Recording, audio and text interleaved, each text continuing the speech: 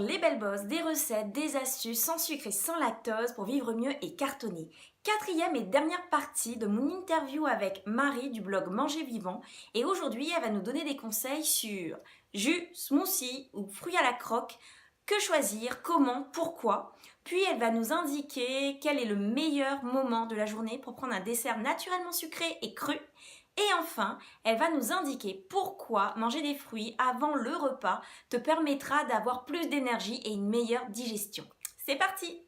Essayons de mettre le ratio de légumes le plus important que l'on puisse pour garder une notion de plaisir.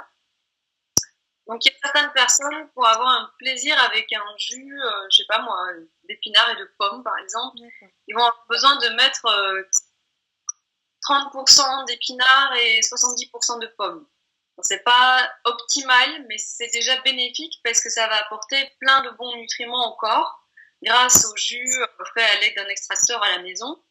Idéalement, le ratio de légumes, ça devrait être 70-80% et un tout petit ratio de fruits pour adoucir, pour apporter des vitamines.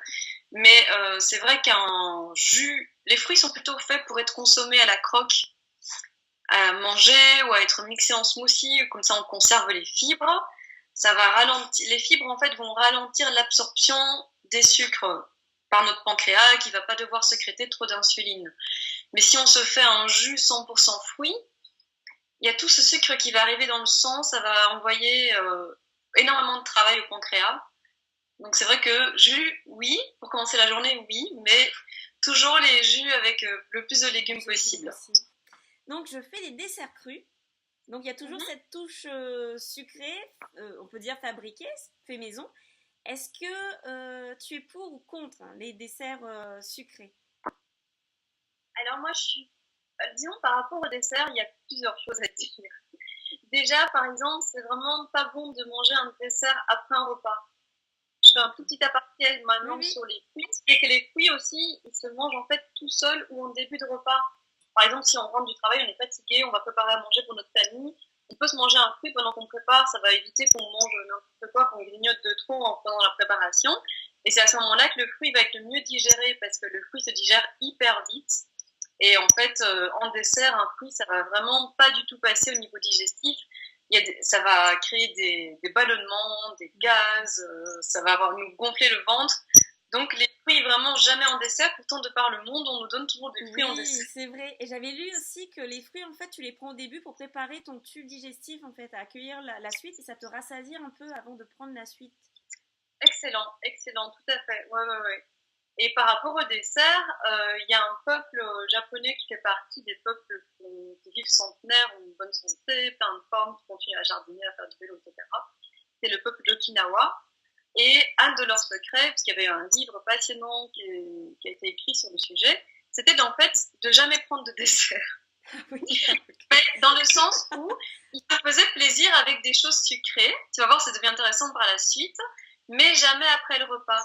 Parce que si tu manges un dessert tout de suite après le repas, ça va stopper la digestion, ça va vraiment te rendre la digestion très très difficile. Donc, une petite douceur sucrée, oui, mais plutôt à 16 heures avec un thé comme en cas, mais pas forcément comme dessert dans le sens où tout le monde va manger ça juste après un repas. Alors de temps en temps, voilà, on est en famille, on est entre amis, on peut se faire plaisir, hein, c'est pas un dogme non plus, mais dans l'idéal, c'est vrai que le petit morceau de gâteau cru, on va plutôt le manger à 16 heures avec un bon thé ou une tisane. Et par rapport au dessert cru, moi je trouve que c'est vraiment génial pour se faire plaisir. Il y a des petites merveilles, il y a des cheesecakes végétaux absolument à tomber.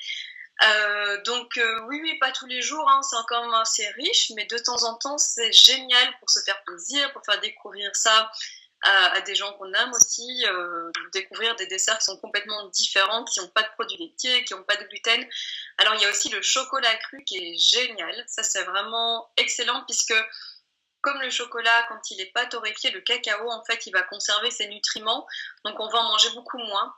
Et il va y avoir beaucoup moins d'amertume sur du chocolat noir qu'avec un chocolat classique. Allez, moi Jennifer, c'était très sympa. Je suis vraiment ravie d'avoir fait ta connaissance au travers de cet échange. Oui, moi aussi. C'est une initiative de venir vers nous. Je te remercie. L'interview de Marie du blog Manger Vivant est terminée. Un grand merci à Marie pour tous ces précieux conseils qu'elle nous a gentiment et tout simplement donnés. D'ailleurs, je vous invite à aller voir le blog Manger Vivant. C'est un blog qui m'inspire et je suis sûre que vous trouverez également de quoi vous inspirer. Vous pouvez me retrouver sur Les Belles Bosses, Facebook ou Instagram et également sur YouTube en regardant mes recettes et mes conseils sans sucre et sans lactose. Et je vous dis à une prochaine fois. Gros bisous!